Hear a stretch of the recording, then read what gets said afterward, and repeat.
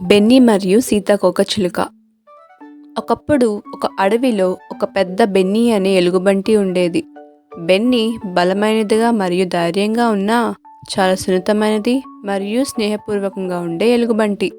ఒకరోజు బెన్నీ పచ్చని పొలంలో సంచరిస్తున్నప్పుడు తను ఒక అందమైన సీతాకోకచిలుకని చూసింది.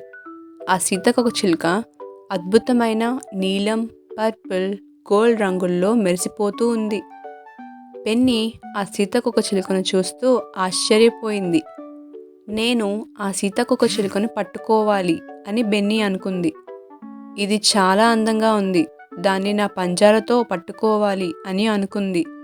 అప్పుడు బెన్నీ ఆ సీతాకోకచిలుకను పట్టుకోవడానికి పరిగెత్తడం మొదలుపెట్టింది. బెన్నీ తన పెద్ద పంజాలతో పరిగెత్తే సమయంలో ఆ సీతాకోకచిలుక తనకి దొరకకుండా ఎగురుతూ వెళ్ళిపోతుంది.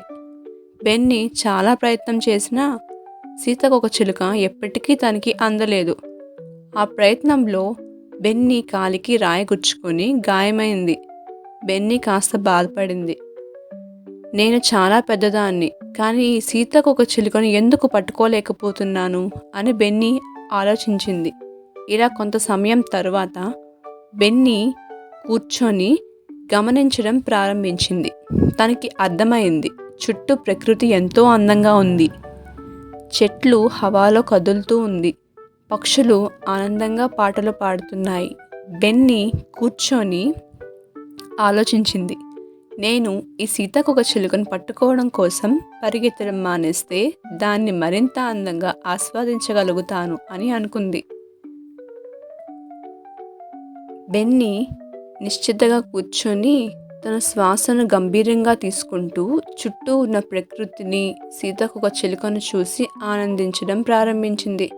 ఆ సమయంలో ఆ సీతాకోకచిలుక బెన్నీ పంజాకు చేరుకుంది. బెన్నీ ఆనందంగా మృదువుగా ఆ సీతాకోకచిలుకను చూస్తుంది.